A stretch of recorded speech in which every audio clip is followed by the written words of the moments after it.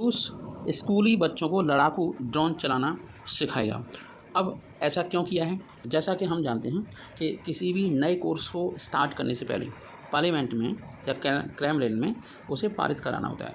युद्ध की स्थिति के बीच एक देश ने मतलब रूस ने अपने यहाँ स्कूली छात्रों को लड़ाकू ड्रोन उड़ाने का ट्रेनिंग या प्रशिक्षण देने की तैयारी शुरू कर दी है।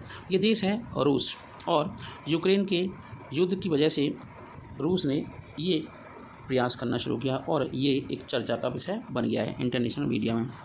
स्कूल में बच्चों को हथियार से उससे जुड़ी चीज़ें ऑपरेट करना सिखाएगा, ठीक है, रूस। तो ये कोई आम बात नहीं है, ये एक हाई लेवल की बात है। लेकिन हाल में एक ऐसी पहल की जा रही है रूस के अंदर जिससे रूस और यूक्रेन की युद्ध से अगर कोई प्रॉब्लम क्रिएट होती तो लड़ाकू ड्रोन करना ऑपरेट करना सीख जाएंगे बच्चे। रूसी राष्ट्रपति व्लादिमीर पुतिन के क्रेमलिन की आधिकारिक घोषणा ने पुष्टि की है कि स्कूली बच्चों को उनके कोर्स के हिस्से के रूप में युद्ध की स्थिति के लिए मानव रहित हवाई वाहन यूएवी ऑपरेट करना सिखाया जाएगा। पहले से ही सिखाए जाते हैं युद्ध के बहुत सारे मूल सिद्धांत, लेकिन इसमें अब एक चीज़ और ऐड हो जाएगी। रूस के अमूर क्षेत्र के सीनेटर आर्टेम शेकिन ने सैन्य ड्रोन पर लेसन का प्रस्ताव रखा है जिसे पारित किया जाना है और 1 सितंबर को नए कार्यकाल की शुरुआत होगी। तो रूस के प्रथम उप रक्षा मंत्री रुस्लान तिसालिकोव द्वारा दिए गए एक बयान में इस योजना की पुष्टि की गई है। यहाँ छात्रों को युद्ध के मूल सिद्धांत पहले से ही सिखाए जाते हैं। कोर्स में सिखाई जाएगी कुछ ज़रूरी बातें, जैसे शेकिन का कहना है कि कोर्स से ये सिखाएगा कि इलाके की टोही और दुश्मन के ड्रोन यूज करने के मेथड का कैसे उपयोग किया जाए। और उन्होंने ये भी कहा कि मौजूदा सेना के पास सिर्फ कलाशनिकोव असॉल्ट राइफल ही नहीं है बल्कि हाई क्वालिटी के ड्रोन भी हैं रसिया के पास। युद्ध में यूक्रेन की बड़ी भूमिका क्या? न्यूज़ वीक की रिपोर्ट के अनुसार ड्रोन ने यूक्रेन में युद्ध में एक प्रमुख भूमिका निभाई है। ड्रोन का फ़ायदा ये होता है कि ज़्यादा इंसान नहीं मरते, लेकिन जो ड्रोन यूज़ कर रहा है जिस पर वहाँ पर लोगों की बहुत ज़्यादा जान जाती है। रूसी सैनिकों ने यूक्रेन शहरों और बंदरगाहों कस्बों पर हमला करने के लिए एक टेक्निक का उपयोग किया है। साथ ही यूक्रेनियन भी रूस को निशाना बनाने के लिए ड्रोन का उपयोग इस्तेमाल कर रहे हैं। Basics of science safety course की शुरुआत की जाएगी। सैन्य प्रशिक्षण योजनाओं को युद्ध की स्थिति के बीच basics of life safety course के तहत 1 सितंबर से माध्यमिक विद्यालय के पाठ्यक्रम में लागू किया जाना है। लेकिन ब्रिटिश खुफिया सेवा का मानना है कि छात्रों को सोवियत संघ की रणनीति के समान ही ये सब सिखाया जाएगा। कोर्स के कुछ हिस्से में युवाओं को अपने हथियार प्रशिक्षण और यूएवी संचालन के साथ साथ सही सैन्य अभ्यास और सलामी कैसे देते हैं करना सिखाया जाएगा। बता दें कि साल 1993 तक स्कूलों में इस तरह का कोई प्रशिक्षण था, लेकिन इस टाइप का जो ड्रोन को प्रशिक्षण देने का सिस्टम है वो नहीं था। जय हिंद, जय भारत।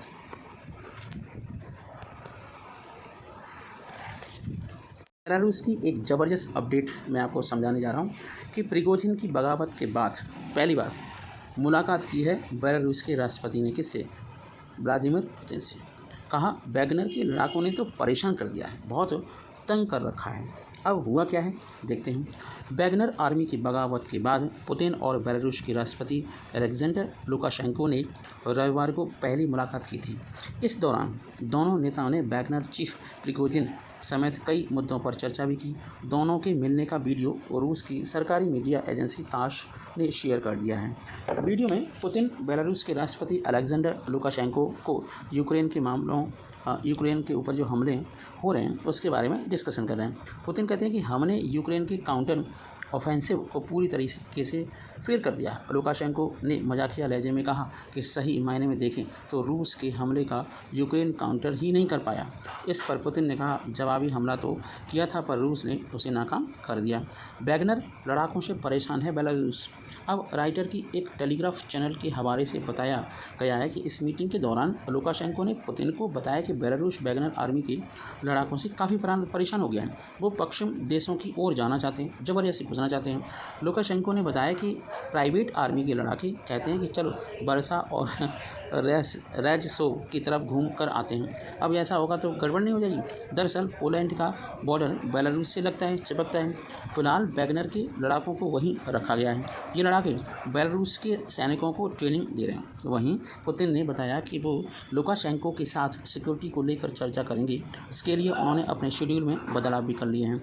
जाहिर है कि लुकाशेंको और पुतिन की ये मुलाकात अहम है। वैगनर की बगावत के बाद बेलारूस के जो राष्ट्रपति हैं उन्होंने प्रिगोजिन को मनाया था, बातचीत कराया था और समझौता भी किया था। पोलैंड ने बॉर्डर पर तैनात कर दिए हैं बहुत सारे सैनिक। अब वैगनर लड़ाकों के बेलारूस आने के बाद पोलैंड एकदम से सतर्क हो गया है, अलर्ट हो गया है और अलर्ट मोड पे आ गया है। पोलैंड ने अपनी सुरक्षा के लिए एक्स्ट्रा सैनिक बॉर्डर पर तैनात कर दिए हैं। वहीं पुतिन ने कहा है कि अगर पोलैंड ने बेलारूस के खिलाफ कोई एक्शन लिया तो रूस पर हमला माना जाएगा। सीधी सी बात है। उन्होंने कहा कि रूस सभी तरीक़ों से बेलारूस की मदद करेगा। और दरअसल यूक्रेन जंग के बाद बेलारूस है ना, रूस के लिए अहम पार्टनर साबित हो चुका है। राइटर्स की रिपोर्ट के मुताबिक रूस के सैनिकों को बेलारूस में भी ट्रेनिंग दी जा रही है। वहीं रूस ने अपने परमाणु हथियार भी बेलारूस को भेजे हैं। हालांकि बेलारूस के सैनिक जंग में रूस की तरफ से कोई मुकाबला नहीं कर रहे हैं। बगावत के बाद पहली बार दिखे प्रिगोजिन। रूस की प्राइवेट आर्मी वैगनर के चीफ येवगेनी प्रिगोजिन पुतिन के खिलाफ विद्रोह करने के बाद पहली बार शुक्रवार को नजर आए थे। प्रिगोजिन ने एक वीडियो जारी कर अपने लड़ाकों का बेलारूस में स्वागत किया। उन्होंने कहा वैगनर अब यूक्रेन जंग में हिस्सा नहीं लेगा। उन्होंने अपने लड़ाकों को अफ्रीका के लिए नए सफ़र की शुरुआत करने का आदेश दिया है। राइटर्स के मुताबिक एक रिपोर्ट के मुताबिक वीडियो में प्रिगोजिन ने कहा कि हमने यूक्रेन में सम्मान के साथ लड़ाई लड़ी। आप सबने रूस के लिए बहुत कुछ किया। यूक्रेन में अभी जो कुछ हो रहा है वो शर्मनाक है, निंदनीय है और हमें उसमें शामिल होने की ज़रूरत अब बिल्कुल नहीं है। हो सकता है कि हम इस जंग में वापस लौटें, लेकिन अभी हम कुछ समय तक बेलारूस में ही रहेंगे और तब तक यहाँ की आर्मी को दुनिया की दूसरे सबसे ताकतवर आर्मी बना कर ही छोड़ेंगे। जय हिंद, जय भारत। आर्मी के जवान का कोर्ट मार्शल किया गया है। 10 साल 10 महीने की सज़ा दी गई है। ये जवान पाकिस्तानी जासूस को सेना की सीक्रेट बताता था। चलिए जानते हैं डिटेल में क्या है मामला। आपको जानते हैं कि इंडियन आर्मी पूरे वर्ल्ड में फेमस है। इंडियन आर्मी के एक जवान का कोर्ट मार्शल किया गया है और साथ ही उसे 10 साल 10 महीने की जेल की सज़ा भी सुनाई गई है। जवान पर पाकिस्तानी दूतावास के कर्मचारी को सीक्रेट इन्फॉर्मेशन देने का दोष सिद्ध हो चुका है। वह भारत की उत्तरी सीमाओं पर सेना के मूवमेंट के बारे में जानकारी देता था। न्यूज़ एजेंसी ANI के मुताबिक एक महिला अधिकारी की अध्यक्षता में सैनिक का कोर्ट मार्शल हुआ है। पाकिस्तानी जासूस को कई ज़रूरी दस्तावेज दिए।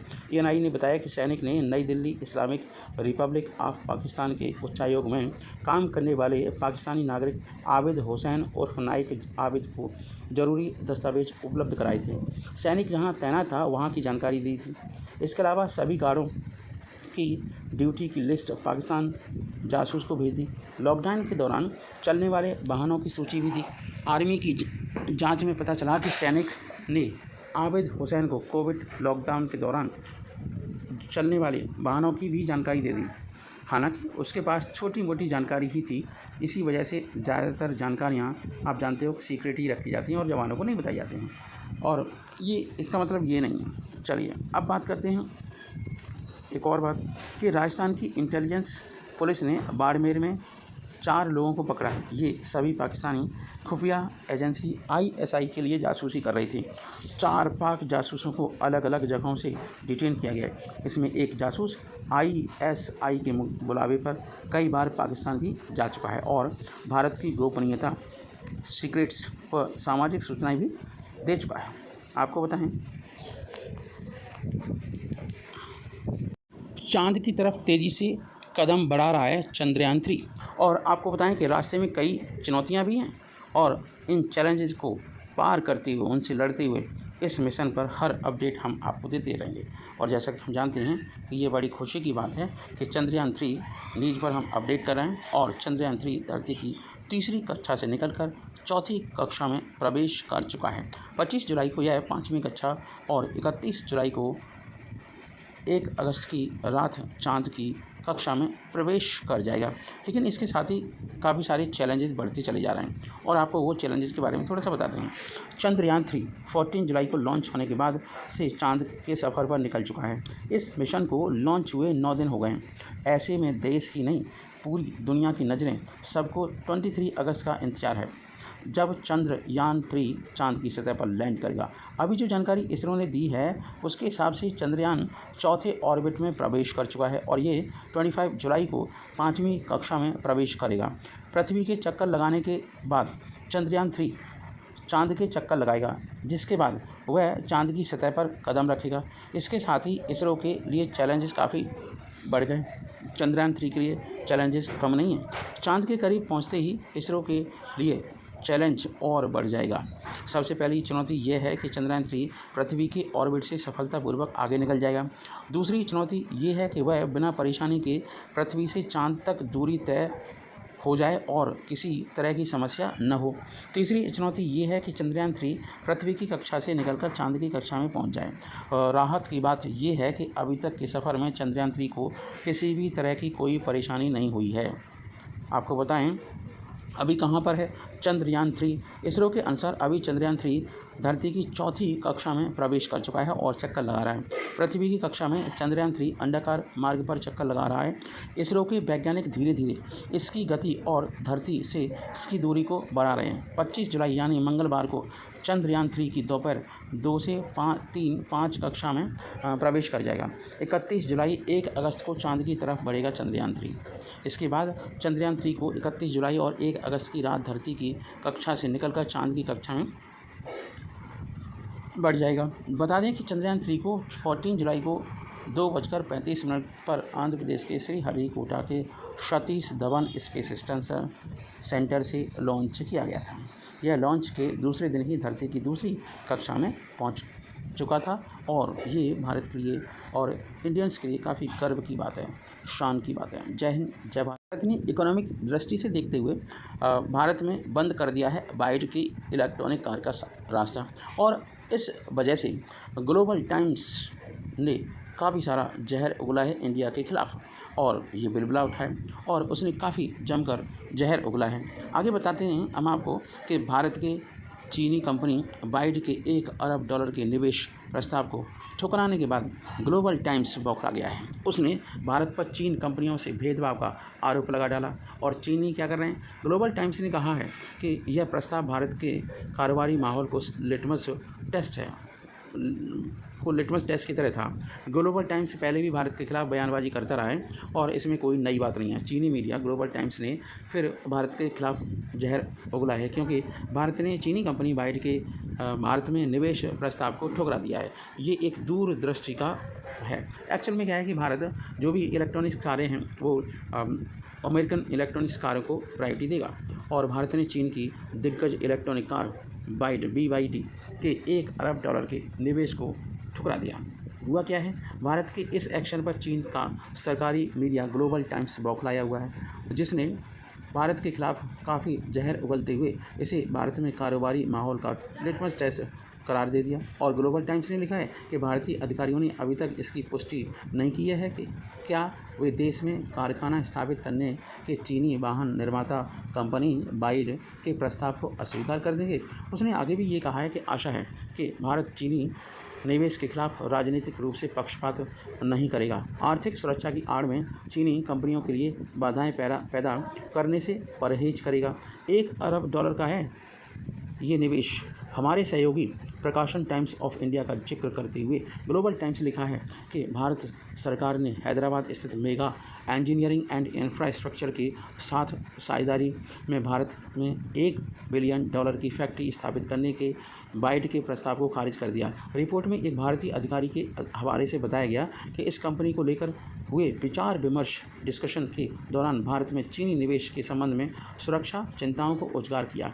ग्लोबल टाइम्स ने कहा कि यह भारत सरकार का कोई आधिकारिक नोटिस नहीं था, लेकिन फिर भी इसने लोगों को बहुत ध्यान आकर्षित करने की कोशिश की है। की। चीनी कंपनियों को परेशान करने का लगाया आरोप। ग्लोबल टाइम्स ने ज़हर उगलते हुए लिखा है कि यह भारत में बाज़ार की चिंताओं को दर्शाता है। उसने भारत में चीनी कंपनियों को बेवजह परेशान करने का भी आरोप लगा डाला और कहा कि चीनी निवेश को जानबूझ कर बाधित किया जा रहा है। इसके बाद ग्लोबल टाइम्स ने धमकी देते हुए कहा कि इससे भारत में कारोबारी माहौल ख़राब हो जाएगा, जबकि वास्तविकता यह है कि कोरोना महामारी के बाद चीनी अर्थव्यवस्था बुरे दौर से गुजर रही है और चीन की जीडीपी भी दशकों में सबसे बड़ी गिरावट की आशंका जताई जा रही है और इसके बावजूद चीनी मीडिया को भारत की अर्थव्यवस्था की चिंता सता रही है।